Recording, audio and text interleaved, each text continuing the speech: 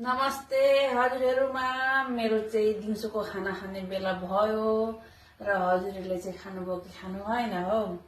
खानामा चाहिँ छ यता मैले सलाद बनाएको थिएँ, मिक्स सलाद, र यता छ बिन्सको आलुको सब्जी, र यता चटनी पनि छ। चटनी देखिएन होला र लु अब खानु पर्यो। खाना चाहिँ कस्तो भएछ?